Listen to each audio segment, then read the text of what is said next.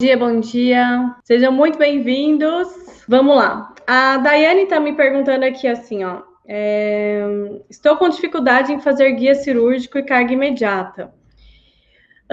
Para fazer o guia, né, o guia multifuncional, né, ele leva esse nome multifuncional porque ele é multifunções, ele serve tanto para orientar o cirurgião dentista na instalação dos implantes, quanto também para moldar, né, e através desse molde com o guia já sai tudo registrado, dimensão vertical, posicionamento dos dentes, linha média. Para confeccionar, existem várias formas, tá? Existem várias formas de você fazer esse guia. Ou você pode fazer incluído, você pode incluir como se fosse uma prótese total, só que aí você usa o acrílico incolor. Ou você pode usar um duplicador, né, que é uma caixa própria para fazer isso, que você coloca alginato de um lado, isola com vaselina, alginato de outro e fecha, e também coloca a resina incolor. Eu, por muitos anos, fiz dessa maneira, só que eu tive bastante problema de distorção, né? Ele distorcia bastante, eu perdia muito tempo para adaptar esse guia novamente no modelo. Então, uma forma que eu faço, que é muito simples e muito precisa, é fazendo uma muralha no próprio modelo. Então, eu tenho, por exemplo, tá? Vou dar um exemplo aqui. O paciente vai fazer um protocolo inferior, uma carga imediata inferior, só que ele tem alguns dentes, né? Então, como que eu faço? Eu mando para a prova os dentes que faltam, né? Então, se está faltando extremo livre de pré-molar, eu mando para provar, para ver se a oclusão está correta, se a dimensão está correta. Estando tudo ok, volta para o laboratório, aí eu tenho que confeccionar o guia. O que eu vou fazer? Eu vou extrair esses dentes do modelo, vou extrair no gesso, né? Deixo ela sem nenhuma retenção, ali passo uma broca para deixar ela sem retenção. Termino a montagem, finalizo essa montagem como se fosse uma prótese total imediata. E aí eu faço uma muralha de silicone, né, de Zeta Labor, no próprio modelo. Eu uso o modelo como base. Tiro essa muralha de silicone, observo, vejo se está tudo bem copiado, se ela não rodou. Faço algumas canaletas no modelo também para que ela não gire. Aí eu coloco a resina incolor. Eu faço com resina alto, tá? Se você quiser fazer com termo, dá para fazer também. Mas eu faço com a resina autopolimerizável, posiciono, coloco ela dentro dessa muralha e fecho. Quando eu fecho desse modelo, isolo, alivio, faço tudo isso. Quando eu fecho com o modelo, ponho uns elásticos, aquelas borrachinhas de dinheiro, só para ele não sair de posição, e levo para uma panela termopneumática. Coloco a pressão para ela não dar bolha e a temperatura só para acelerar um pouco o processo, né? Quem mora ali em região mais quente não precisa colocar temperatura, só a pressão já é suficiente. Eu faço dessa maneira. Depois eu levo novamente no articulador, faço os ajustes oclusais para que eu me certifique de que a dimensão está exatamente como a dimensão vertical pré-estabelecida na montagem. E aí sim eu mando para a cirurgia, tá? Então eu faço assim. Quando volta do consultório, né? Quando o dentista faz a cirurgia, ele vai usar o guia tanto para ver quanto de osso ele tem que tirar, se ele tem que deixar o rebordo mais planificado, se eu vou ter espaço suficiente protético para fazer uma barra protocolo sem que ela seja muito frágil, né? E aí também para orientar a angulação dos componentes. Então, se o paciente tem uma mandíbula muito atrófica, né? Uma maxila muito atrófica, tá lá atrás, e o posicionamento desejável dos dentes é mais para vestibular, então ele vai ter que angular um pouco esses componentes para vestibular para que a barra fique o mais delicada possível, tá? Então o guia auxilia bastante nisso. Aí ele vai fazer todo o processo cirúrgico e moldagem com ele, tá? Se vocês quiserem deixar perguntas na caixinha, quem tá aqui no Insta, tá? Se vocês deixarem aqui nos comentários, vai subindo, eu não consigo ver. Qual o nome do instrumento que você usa para fazer as papilas? Que você usa para fazer as papilas da gengiva? Tem 4 que eu tenho. Eu tenho o meu kit aqui de instrumentais. Deixa eu mostrar eles para vocês aqui, tá? Eu não consigo usar só um.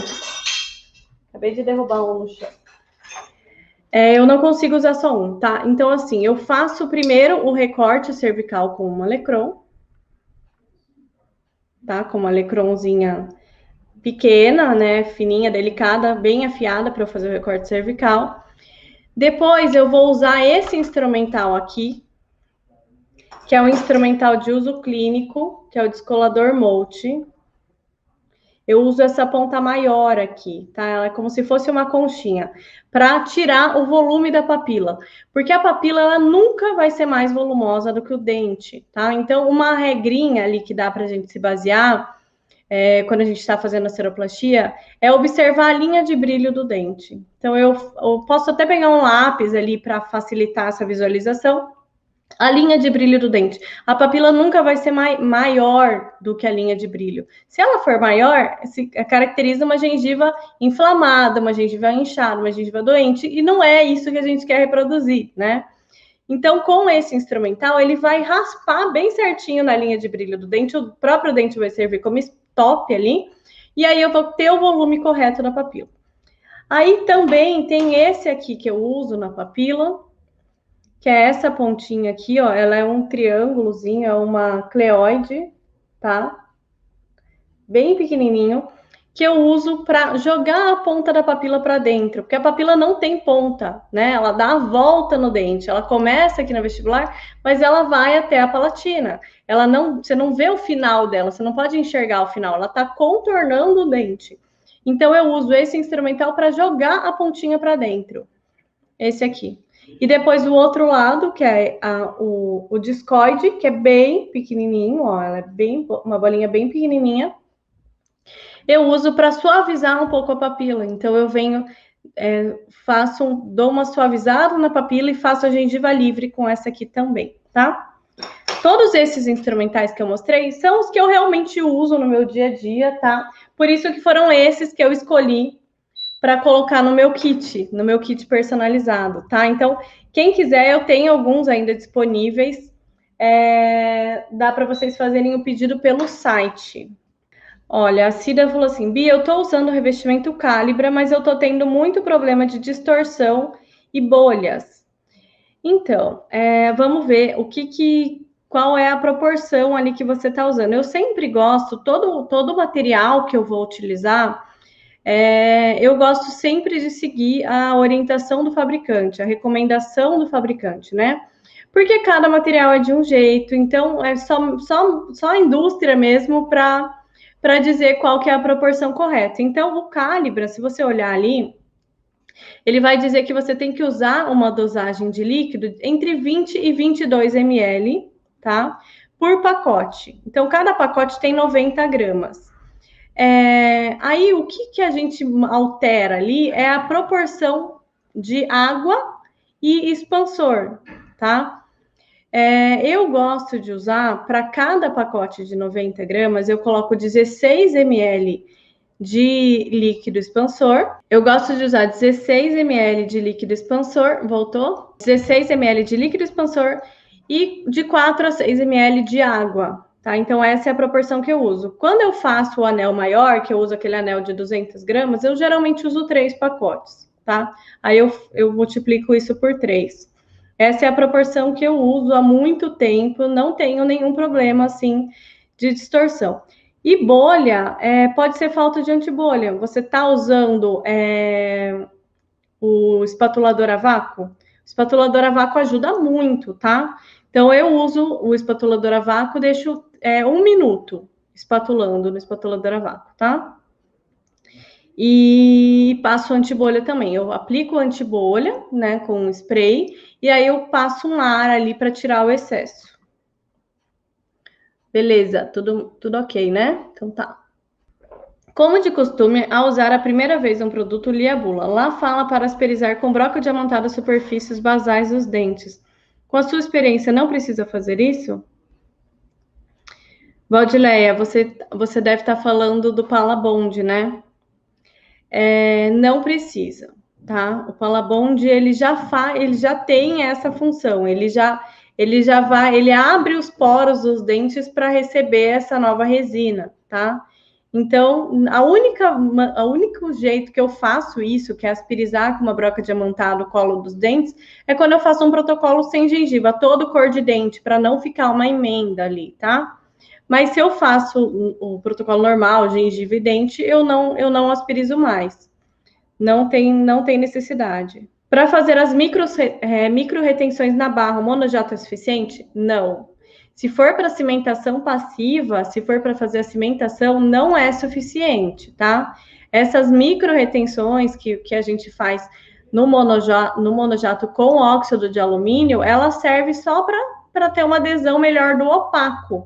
Mas para cimento, você precisa fazer ela com a broca, tá? Então, eu sempre indico que vocês utilizem uma broca nova, tá? Uma carbide nova, que nunca tenha sido utilizada, porque aí ela tá bem afiada e aí você consegue fazer as retenções super tranquilo. É muito fácil de fazer, tá? É bem tranquilo, mas precisa ser uma retenção bem visível ali, tá? Para realmente você não ter nenhum problema de soltura. Aí eu garanto para você que não solta de jeito nenhum, tá? Mas só com a retenção do óxido pode soltar sim. Meu nome é Heidi Sasaki. Eu quero saber como usar o Palabond, por favor.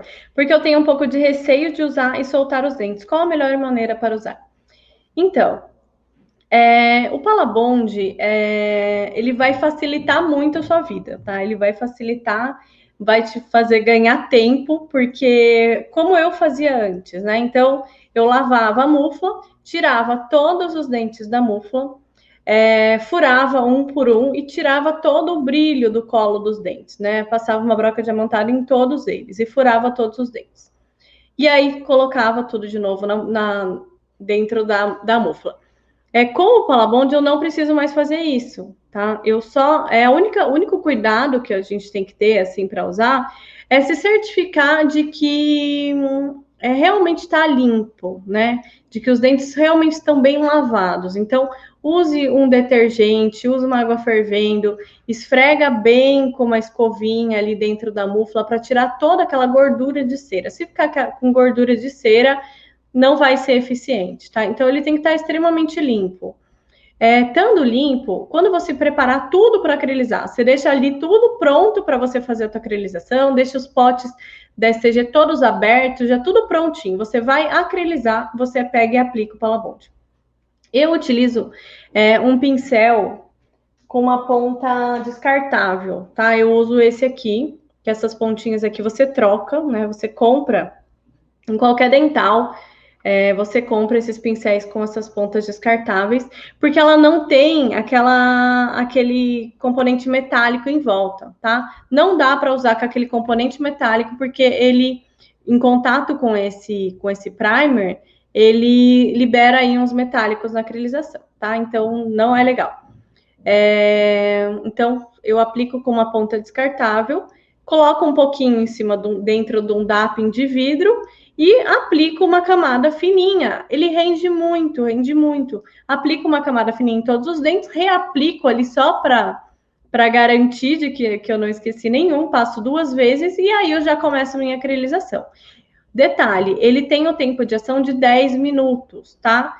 Não significa que você tenha que terminar a tua acrilização em 10 minutos, mas você tem que começar em 10 minutos, porque a partir do contato com a resina, ela já tá valendo, tá? Então, eu faço assim, eu faço M-arco, primeiro eu acrilizo um lado, né, de central a molar, faço todo aquele lado, aí depois eu viro a mufla e faço do outro lado, do outro central até o outro molar. Quando eu for mudar o lado do arco, já passou de 10 minutos, aí eu reaplico. Eu só pego o pincelzinho, reaplico de novo e aí faço a acrilização. Ele não dá nenhum problema, assim, na muralha, de se encostar ali no silicone, não tem problema nenhum, mas é bem pouquinho, você não vai aplicar uma quantidade ali que ele vai escorrer, tá? Eu vou passar o meu site nos stories, tá? No forno micro-ondas cabem quantas muflas? No micro-ondas, 2, tá? Não é indicado que você coloque mais do que 2 muflas, porque daí você pode comprometer o resultado da tua acrilização. Por que não pode colocar 3, 4, 5? Porque todos os estudos que foram feitos com até 2 muflas, né? E se você colocar 3 ou 4 ou 5 muflas dentro do micro-ondas, pode ser que não seja eficiente, tá? Então, tanto que para colocar 2 muflas, a gente aumenta um ciclo. Ou se você colocar 3 muflas e aumentar mais um ciclo, pode ser que você queime a resina. Então, não é indicado, tá? Não é recomendado 2 muflas. E nunca uma por cima da outra. Sempre que eu coloco 2 muflas, eu coloco uma de frente para outra, para que nenhuma interfira. Porque se eu deixar uma colada na outra, as ondas do micro-ondas, elas não vão alcançar essa lateral da mufla. Então, pode não penetrar dentro e pode não concluir ali a polimerização da maneira correta, tá? A Mara ela tinha feito aquela pergunta da retenção, se pode ser com bijato. Daí eu falei que não era suficiente, que tem que ser com a broca, mas ela falou, mas aí eu preciso usar o bijato? Precisa, porque você tem que limpar todo o revestimento, você vai ter que tirar o brilho do metal também, né? Se você usinar o metal, você vai ter que tirar o brilho para que ele tenha também a aderência do opaco, tá? Aí, Vanira, Bia, você já fez PT com mucor? Fiz uma vez, mas não lembro como posicionar os O-rings na resina. Então, para você posicionar os O-rings da resina, tem 2 maneiras, tá? Ou o dentista tem que moldar os implantes, ele molda ali os implantes, junto com o molde funcional, ele faz a moldeira, você faz a moldeira funcional furada, aí ele faz o molde, selamento periférico, a moldagem, e junto ele captura os implantes para você conseguir vazar um análogo e instalar o componente do attachment bola no teu modelo.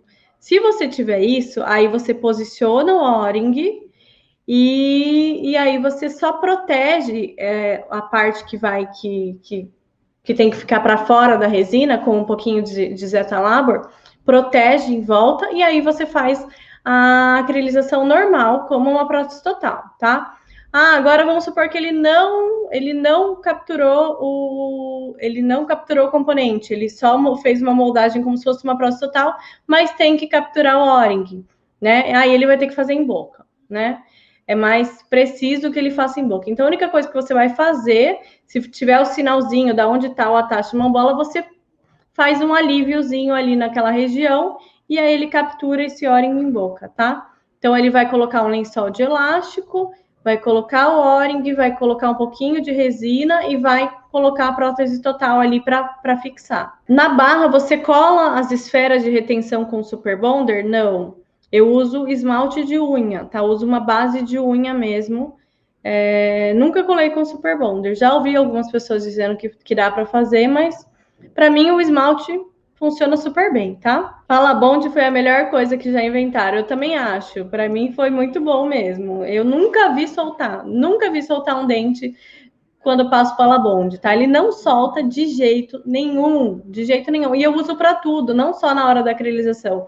Vou fazer um conserto, eu aplico Palabond, reembasamento, eu aplico Palabond. Tudo que eu tenho que fazer um acréscimo de resina ali, depois da prótese acrilizada, polimerizada, eu uso Palabond, tá? O que você me diz sobre um laboratório fazer a barra e o outro fazer a acrilização? Olha, Ronaldo, é bem comum, tá? Então, tem bastante laboratórios que trabalham somente com a resina e não tem os equipamentos de fundição, né?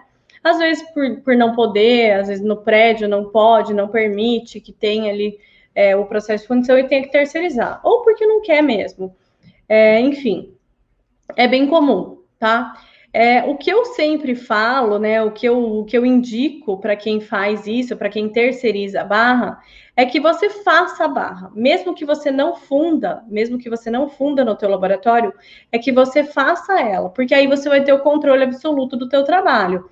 Agora, se você faz a montagem e manda para uma outra pessoa que às vezes não está ali na mesma filosofia de trabalho que a sua, não está na mesma ideia que a sua, e acaba fazendo uma barra aleatória, você vai perder muito tempo para adaptar os dentes em cima dessa barra, né? Às vezes essa barra ela vai ficar frágil, ela não vai ter a resistência que ela teria se ela tivesse sido feita programada embaixo dos dentes, ou ela vai ficar muito vestibularizada, ou muito palatinizada, ou você vai ter que desgastar muitos dentes para encaixar. aí acaba sendo um problema, né? Porque você acaba comprometendo um trabalho, né? Muitas vezes o trabalho fica comprometido antes de ir para a boca, né? Ele já está totalmente gasto. Então, não tem problema nenhum terceirizar, né? É legal quem faz isso, bacana, bem melhor do que não fazer, né? Do que não pegar esse trabalho. Só que o que eu indico é vocês fazerem a barra, né? Ou pelo menos tem ali uma boa comunicação com esse técnico que vai estar executando para que vocês fiquem bem alinhados quanto a isso, tá? Pode usar gesso comum para fechar a mufla? O que vocês acham, gente? Não pode usar gesso comum, tá? Isso aí, Vilane, não pode usar gesso comum.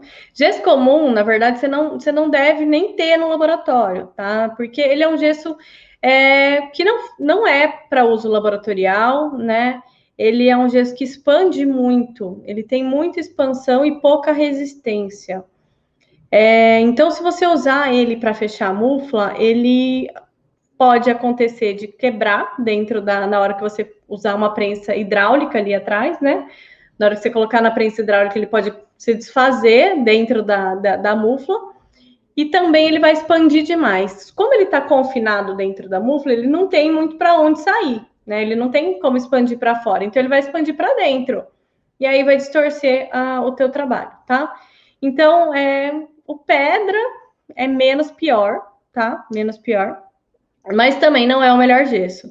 Os melhores gessos, né, para fechar a mufla, realmente são gesso zero expansão, né? Ainda estou aguardando chegar nas dentais o Zero Flask, que é um gesso novo da Dentona, que é exclusivo para fechamento de mufla, né? Ele tem um escoamento bem legal, mas na falta dele eu uso o pedra, tá? Às vezes, dependendo do caso, eu uso o Zero Art, só que o Zero Art ele é muito rápido, ele tem a presa muito rápida e ele não tem tanto escoamento. Então, se você não tiver muito cuidado, pode dar bolha, né? Ou ele pode endurecer antes de você terminar de fazer o fechamento da mufla. Mas o comum, eu não indico nem que vocês tenham no laboratório e não use para nada, tá? Qual o modelo de micro-ondas que tu indica e o que deve conter para ser o ideal? Então, o que eu sempre falo, né? O ideal, né? O micro-ondas ideal é aquele que foram feitas as pesquisas, né? Que realmente foram feitos a maioria dos estudos, né? Porque aí sim a gente vai ter mais embasamento científico, a gente vai estar mais segura ali de que aquilo vai dar certo. Então, como o micro-ondas não é uma técnica nova, né? Então, ela existe há mais de 20 anos e vem sendo estudada desde então. Na época não tinha esses micro-ondas mais potentes de 1.300, 1.500, 1.600 watts como tem hoje em dia. E a maioria dos testes, todos os testes e pesquisas foram feitos no micro-ondas de uma média de 1.000 watts, né? Então, se eu for indicar vocês a comprarem um micro-ondas, eu sempre falo, ó, procure um micro-ondas de 1.000 watts, porque aí você vai ter uma garantia maior de que vai dar certo, né? Claro que tem algumas regras de 3 ali que a gente faz na tabela, né? Para deixar essa tabela mais próxima da potência do micro-ondas de vocês, mas se vocês forem comprar um micro-ondas para isso, eu indico que vocês comprem um de 1.000 watts. Tem um modelo que eu gosto muito, que eu conheci na especialização, quem me indicou ele foi a Thaís Nogueira, e eu sempre indico também, que é o da Electrolux. O modelo dele é MEF41, tá? Por que eu gosto tanto desse micro-ondas? Porque ele tem a potência de 1.000 watts e ele salva 3 receitas. Então, tem ali, no painel dele, tem receita 1, receita 2, receita 3. Então, eu consigo salvar 3 ciclos, 3 receitas diferentes. Então, por exemplo, no meu micro-ondas, eu coloco lá a receita 1, quando eu vou fazer a polimerização de uma mufla, eu já deixo salvo. Não preciso a cada 10 minutos ficar levantando da bancada e ir lá programar de novo. Aí apitou, ir lá programar de novo. Não, eu aperto receita 1 e esqueço dele. Vou fazer outra coisa. Não preciso ficar programando ciclo por ciclo, tá? E aí eu tenho receita 2 que eu coloco 2 muflas e receita 3 que eu coloco a resina Diamond, tá? Então é esse o modelo que eu uso, MEF41 da Electrolux. Mas todo micro-ondas dá para polimerizar. Todo, mais ou menos, né? Tem algumas pessoas que me falam, mas o meu micro-ondas não regula a potência, só tem médio, fraco e alto. Dá? Não. Não é muito arriscado, tá? É muito arriscado a potência média, fraca e alta, porque tá, o que é médio, né? Qual que é essa potência? Então, pode ser que na polimerização não seja eficiente ou que queime a prótese. Então, você tem que ter o controle ali da pressão certinha, tá? Pegar da esposa é o modelo ideal. Ai, boa, Rick. É o que ela tinha, agora é meu. É isso aí, perdeu. Compra o mais bonito para ela. Compra um de inox para cozinha e deixa esse branquinho aí para o laboratório. O micro-ondas daqui para acrilização dizem que não pode colocar comida para esquentar depois, por causa do monômero que fica resíduo. Pode usar para outra coisa ou melhor não? Temos um para comida e um para acrilizar. É melhor não, tá? Realmente fica monômero ali no micro-ondas, ele fica com cheiro de monômero também, tá? Então não é legal você misturar o micro-ondas de comida com o micro-ondas de prótese. Deixa um só para o laboratório, só para polimerizar as próteses, tá? E outro na cozinha lá para esquentar a comida. Eu não misturo, não. Você pode mostrar a sua caracterização onde você faz a raiz e você pode ensinar? Eu faço a raiz exatamente em cima dos dentes, né? Na acrilização, eu uso a resina 67. Eu misturo ela um pouco com o rosa claro do STG, que é um rosa mais branco, só para ele não ficar tão amarelo. Não, às vezes fica parecendo na vestibular, não fica legal. Mas eu sempre coloco ele na segunda camada. Então, eu faço uma primeira camada ali com rosa e depois eu venho bem certinho em cima do colo dos dentes e puxo como se fosse um formato de uma raiz mesmo com a resina 67, tá? Eu faço dessa maneira. Pia, alguns dentistas pedem para ligar os análogos com fio ortodôntico e Duralei. Isso é importante? É legal, tá? Eu tomo um pouco cuidado, Kátia, com o fio ortodôntico, tá? Porque ele tem uma memória. Então, o fio ortodôntico, às vezes você dobra, mas ele tem uma memória e ele quer voltar, né? Então, se você só dobrar ele e colocar e fazer a união com o fio, pode ser que ele distorça. Em vez dela ficar certinho no lugar, os análogos permanecer, ela pode distorcer. Então, tem que tomar bastante cuidado com o fio ortodôntico. Eu, particularmente, não gosto de unir com fio. Eu prefiro unir com uma broca, né, com algum material mais rígido ali que não corra o risco de distorcer. Ou só com a resina, né? Então, você parafusa os análogos na moldagem. Para não ter perigo deles soltarem, você pode unir a pontinha dos análogos só com a resina patter. Já não vai soltar, porque daí vem o gesso em cima ali, tranquilo, tá? Cuida bastante com isso, com essa união com o fio. João Leite, sou fã de vocês. Ah, legal, João, obrigada.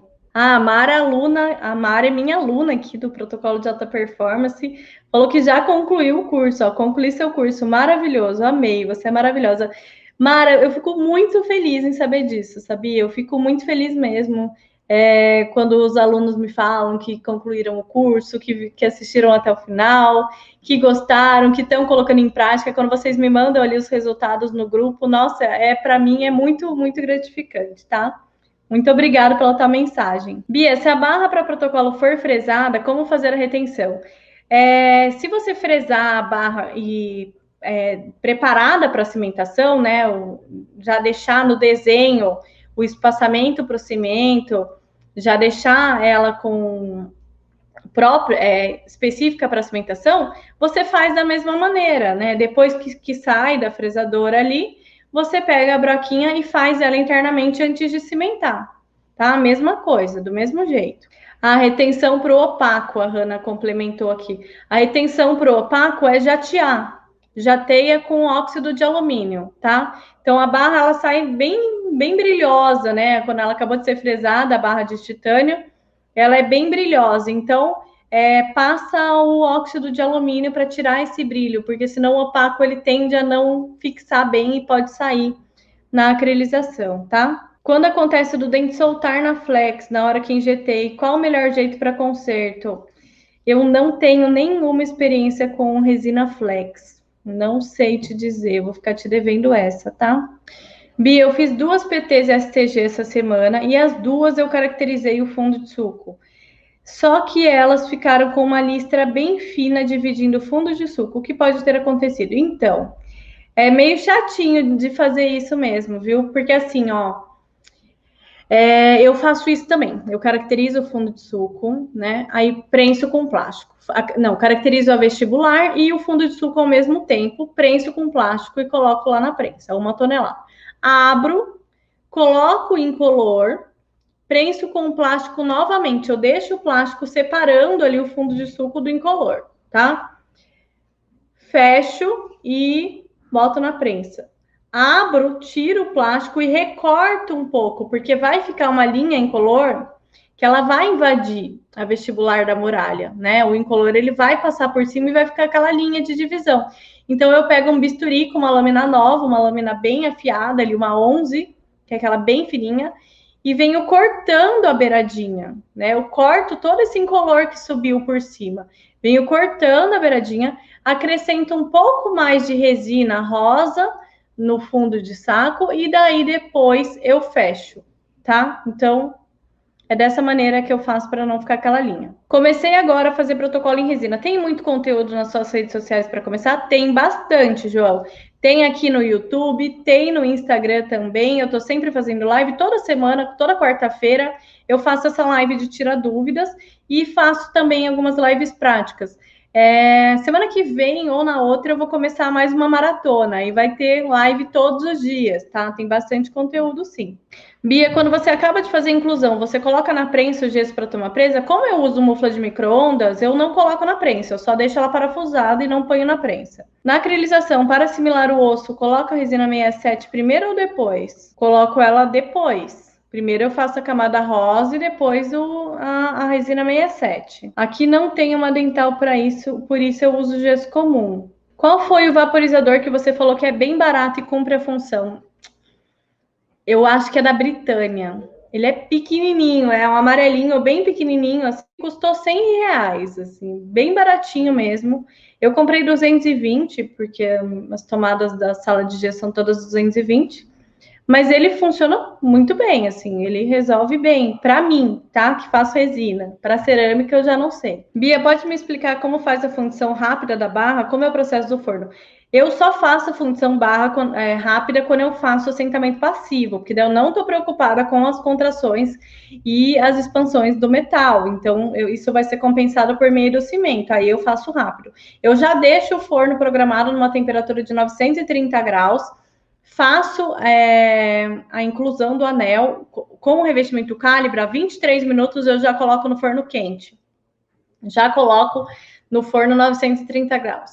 30 minutos depois eu posso fazer a fundição, tá? Bia, você coloca a mufla de micro-ondas direto no prato ou você coloca sobre água? Eu coloco um prato com água dentro, mas um prato raso, não deixa ela submerso em água, só um pouquinho de água, só para manter a umidade dentro do micro-ondas, tá?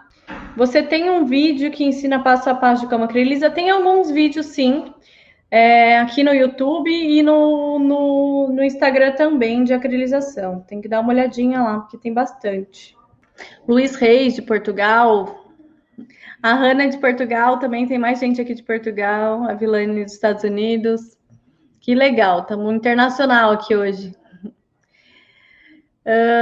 Qual o sistema de ventilação do laboratório? O nosso tem 2 sistemas de ar. Um retira e... Ixi, não saiu a pergunta inteira. Não saiu, né, a tua pergunta inteira. Eu vou deduzir aqui o que você está me perguntando, tá? Se for em cima do forno de fundição, eu tenho um exaustor, né? Eu mandei fazer uma coifa bem grande, né? E bem baixa, bem próxima do forno. O forno fica praticamente dentro dessa coifa. Como se fosse aqueles de cozinha industrial mesmo, né? Então tem ali um ventilador bem grande que suga toda esse cheiro do anel, tá? Então toda vez que eu coloco um anel, eu ligo essa coifa para sugar esse cheiro. No laboratório, para resina, essas coisas, não temos nada assim específico. O que eu tenho na bancada é o aspirador, né? Um aspirador de pó ali de bancada, que é esse aqui. que é só mesmo para sugar o pólen. A Hanna, já estou com saudades das suas maratonas, são top. Obrigada por partilhar seus conhecimentos, muito grata. Ah, legal, Hanna, obrigada. Hanna, eu vou para Portugal em janeiro, o Ginton vai dar um curso aí e eu vou para aí. Não sei qual que é a tua cidade, nem eu sei qual cidade que eu vou, né? Mas depois você me fala, me manda um direct.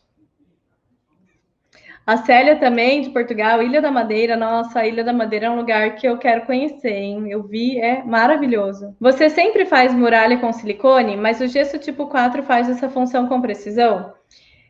Sempre faço muralha com silicone, tá? Sempre, sempre, sempre. Sempre fiz e sempre faço.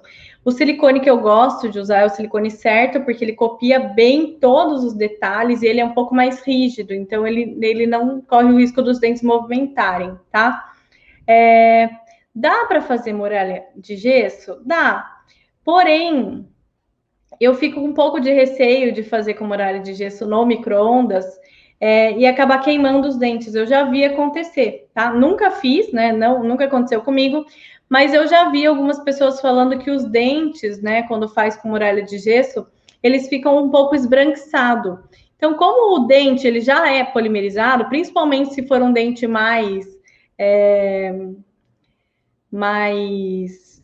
inicial, assim, um dente mais básico, né? Não um dente premium, nem um dente muito resistente, um dente mais comum, né?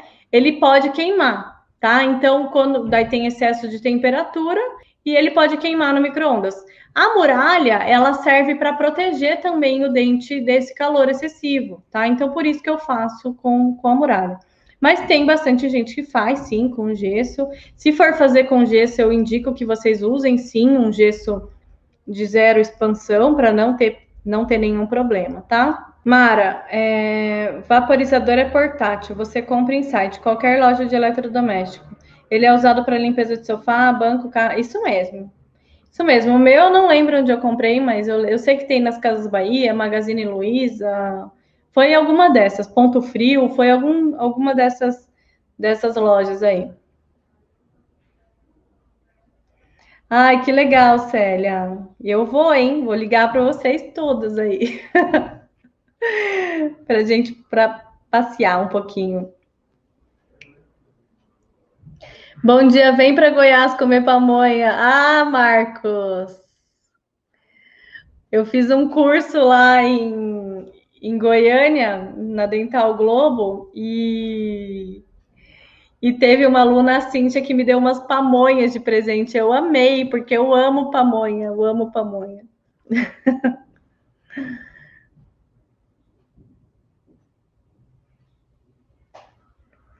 Gente, acho que é isso. Deixa eu ver se tem mais perguntas aqui. Acho que não, né? Acho que eu respondi todas as perguntas. Tem aqui gente perguntando se o STG vai sair de linha. Gente, eu não sei, tá? Eu não sei se vai sair de linha, se não vai. Eu acredito que não. Acho muito difícil, tá? Acho muito difícil.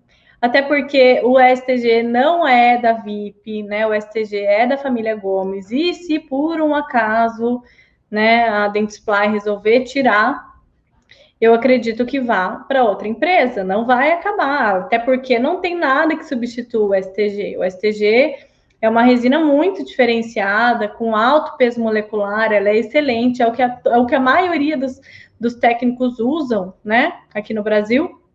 Então, acho muito difícil que saia de linha, tá?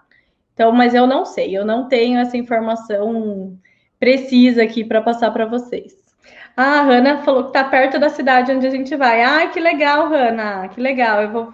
Vou fazer uns passeios lá enquanto o Ginton estiver dando aula. Eu vou passear. Então é isso, gente. Muito, muito, muito, muito obrigada pela participação de todos vocês. Ó, tem uma pergunta aqui do Luan, aqui, deixa eu ver se eu consigo responder. Na moldeira individual, vocês preferem que os dentistas moldem o paciente com pasta lisandra ou silicone? Eu prefiro silicone, tá? Por quê? Porque a pasta lisandra, ela tem um óleo de eugenol que ela contamina a polimerização.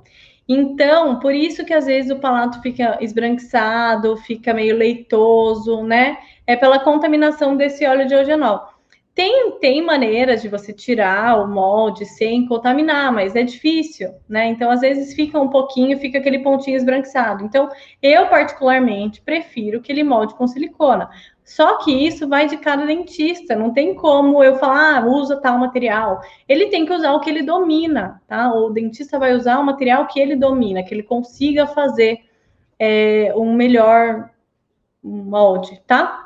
Gente, então é isso. Agora eu vou de verdade, tá? Muito, muito, muito obrigada. Um beijo a todos vocês. Beijo grande, muito obrigada. E até a próxima.